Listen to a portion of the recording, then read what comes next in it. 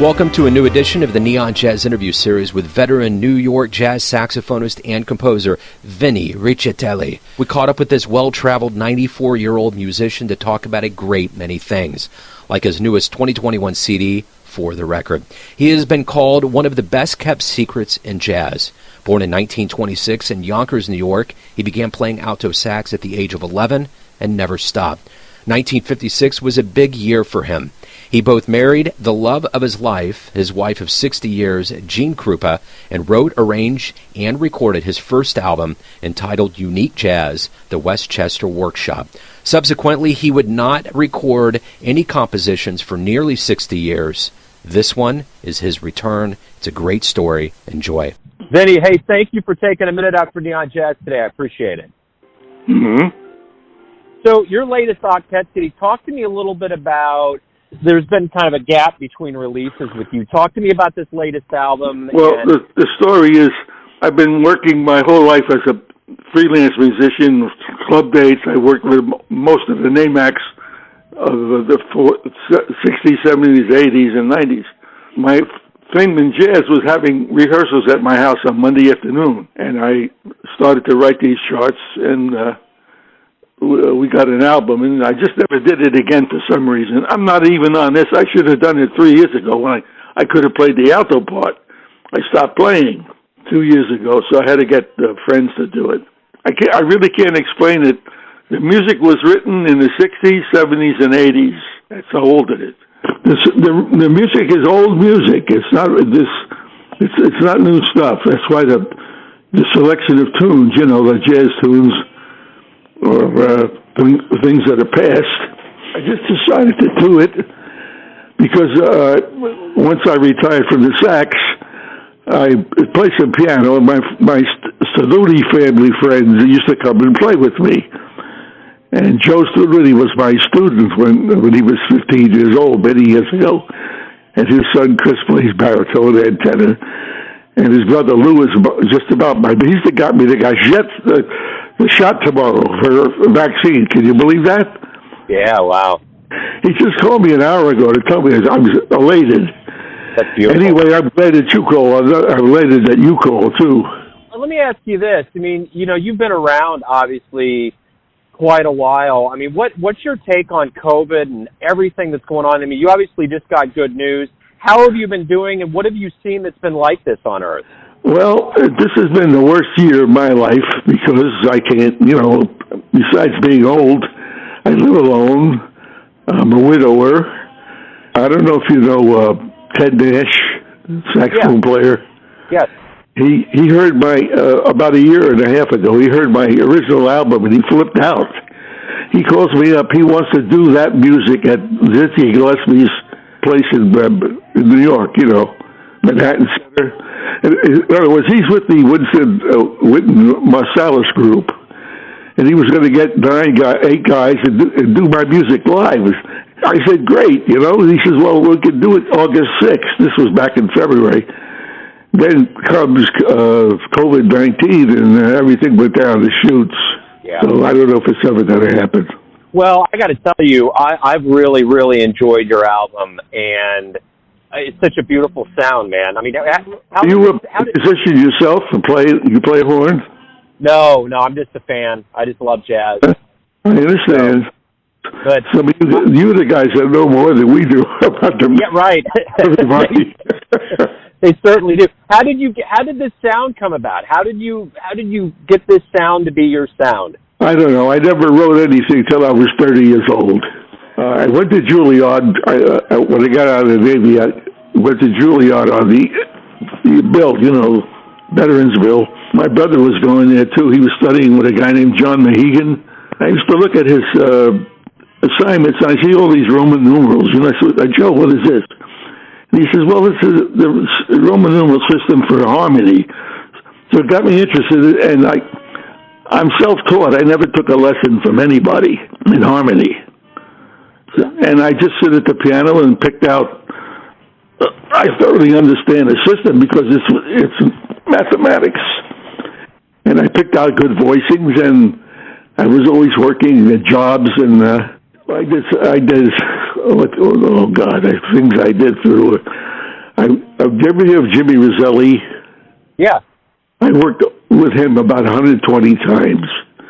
Wow. I did 15 telethons, the Jerry Lewis telethons, the New York band.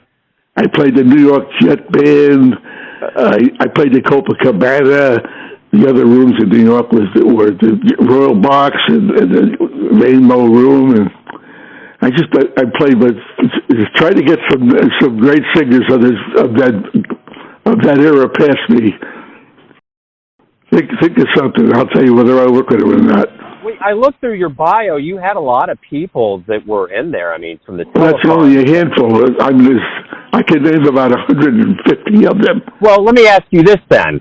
What did you learn from the big shots when you were around them? What was the big thing that you learned from them that was really?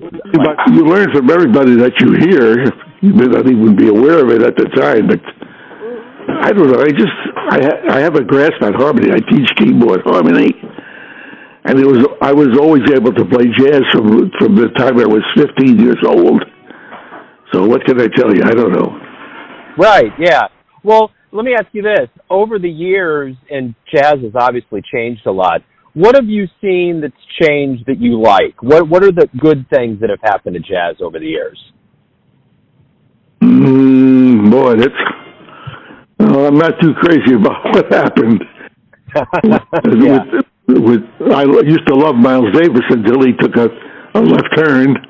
I can't stand rock music or rap music. To me is not even music. If you don't have harmony in music, you're not making music. So yeah, I don't even think about that stuff. I just turn it off. Players are developing. You know, the guys like the Brecker brothers and the Sankey brothers, and, you know, not even as much a jazz fan as you are. Believe me. Right. One of the things I was doing, I made a living faking third harmony for dance bands. Peter Duchin and Celeste Aladdin, you know, the New York. I did all of that stuff, and I worked in a theater where I worked with Frank Sinatra. I worked with Dean Martin and Sammy Davis, Liberace, Johnny Mathis. You name them. I've been on stage with all those people. Because they came to New York and they did their shows here, and I was in a band playing behind them. And that's only a part of what I was doing. I was doing club bass, playing jobs without music, weddings, bar mitzvahs, big bands with no book, thinking, you know, believe it or not, there were guys in New York that could do that. And that's why we got work. I never did much with big bands. I worked with Art Mooney a couple of weeks. Every time somebody asked me to go on the road, I said, I don't want to go on the road. I'm making a living here and having a family to bring up, you know. But I've never been out of work until just a few years ago when the business caved completely. And I got too old to play, really. I'm an alto flute clarinet player. That's what I am. The music writing for me was a sideline that I did for me and my friends. These were like combination jam sessions and rehearsals. The idea was to write a chart on, say, if you go to a jam session, nobody's going to call out Serenata. You know what I'm saying? Yeah, sure. And even like the other one, that's on there, you're old-fashioned. I'm old-fashioned, you know, Star Eyes, you know. They call out the blues, and there's a whole bunch of tunes that everybody does. So my thing was get together on Monday afternoons, and all my friends came over. They were good players. You have my first album, by the way? Yeah, the Westchester one. Isn't that the one? You have it? Yeah. How did you get a hold of that? I found it online. I mean, I found it out there. I did research on you and found it out there. Mm-hmm. Did you have to purchase it? No, yeah, I have a subscription to iTunes, so it came through with my Apple Music. You know, a friend of mine told me 2 weeks ago that he saw something online that they were asking $800 if you had a original copy of that. Is that possible?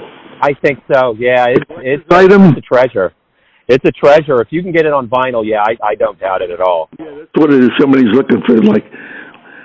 It was put out again on Fresh Sound with the double album with the Johnny Clayzell brass quintet or quartet or whatever. And the guy comes up. Oh, by the way, I worked in Birdland for 11 years every Friday with the Lou Anderson band. I forgot to tell you that. The guy comes up to me at Birdland. He says, "I'm putting out your album. You're not going to get any money because what do they call it? It passed the time. They call it what's the expression for that? When something is you can nail somebody's work 50 years later. It's they call it. Anyway, it's not important. But you got some material to think about yet, or you got more questions? I was just going to ask you, after a long life of jazz, being around legends and being as busy as you are you happy with the? I never played with the name jazz players, I never played with those guys. Well, no, what I'm saying is you've been on a lot of stages, you've been around. Are you happy with your career, with being in jazz as long as you've been? I spent my whole life making my living doing my hobby. Are you kidding? Happy? Yeah. I don't regret 1 minute of it, even with the rotten band that I would have to play with occasionally, because it would be over at the end of the night. Yeah. I was lucky to get into the 802 group with the guys who were getting the good work. Like they called them club dates. I just flying out of town, to do a one-nighter somewhere, like with a Peter Duchin band or a Lester Latin band. Have you heard of those guys? I haven't, no. Yeah, that was the high society bands in New York City. People would call New York and pay a lot of money to have 12 or anywhere from 5 to 12 or 15 guys. I did a wedding up in Canada for Peter Duchin, who was the guy who cuts beverages. His daughter was getting married. We had 30 guys. We had a string section, and it was a 12-hour job. I mean, what's the cost? The guy was to pay $200,000 for his daughter's wedding. It's unbelievable. But that's only one facet of what I did. I was doing I told you, playing the football games. I've done 4 or 5 inaugural balls with presidents, that kind of thing. As a matter of fact, when Jimmy Carter was elected in 1976, he came to New York to the Waldorf Astoria, and I happened to be in the band.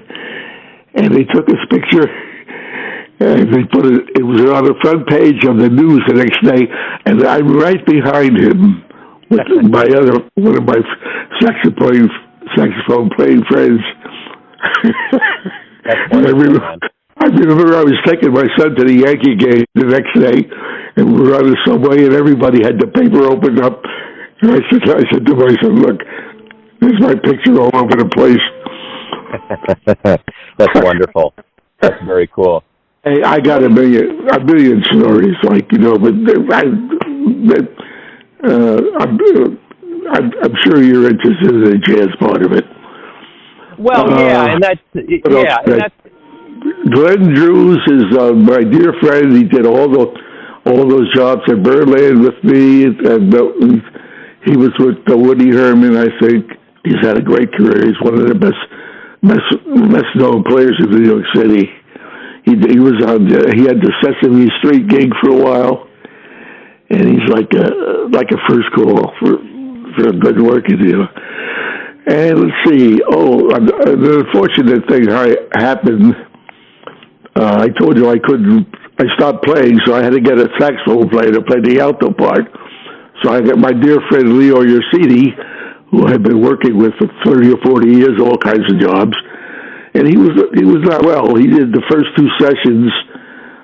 He got through them, but just before the third session, he had to go into the hospital, and he passed away the next week. So that was like a real sad thing. And I replaced him with Nathan Childers from the Birdland Big Band. Any other questions? I just wanted to know about your career and about this album. What do you hope people get from this album? How do you want them to feel about this new album? Joe, I don't even have for sale. Does that tell you what? I just want people to hear my music. Yeah, that's all. If people get joy out of hearing that music, that's enough. They don't have to know me. Yeah, that makes me feel good. Yeah. You know, when I had the first 100 CDs sent to me, I sent them to all of my friends. Right. And I was mailing to everybody. And then everybody was saying to me, why don't you put this out? Why don't you put it out? So the drummer, Tony Tedesco, who by the way was with John Pizzarelli for 15 years, working with John, he said he spoke to a guy named Dave Lalama, who was a big man on Long Island, and he put out an album, and it was a woman who proliferated it for him, who, you know, did what Kara's doing for me. So I got the number from the guy, and I called her, and that's the story. That's how it happened. Right on. This thing was done over a year ago, you know. Yeah. Laying around doing, and the big problem there is really the virus is the reason that happened that way. I'm certainly sure. I would probably have. I wanted to record some more. I have about another 6 or 8 charts that I would like to record, and I never got to do it because the guys don't want to get together and record the way things are. So I've just been in limbo here, like just hoping this damn thing would, that these vaccines would come and solve the problem. It looks kind of promising now. Yeah, it certainly does. Well, man, I'm glad you got the phone call. Hey, I really just wanted to touch base about your career a little bit, about the album. Thank you, Vinnie, for taking time out. This is part one. We're going to get into it a little bit more. I want to dig a little bit more into your history, and I'm going to have some very specific questions. Call me as often as you like. Thanks for listening and tuning in to another Neon Jazz interview, where we give you a bit of insight into the finest cats in New York, Kansas City, and spots all over the world, giving fans all that jazz. And thanks to Vinnie for his longevity, his time, and cool. If you want to hear more interviews, go to Famous Interviews with Joe Domino in the iTunes Store. Visit NeonJazz at YouTube.com, and for everything Neon Jazz all the time, go to the neonjazz.blogspot.com. Until next time, enjoy the jazz, my friends.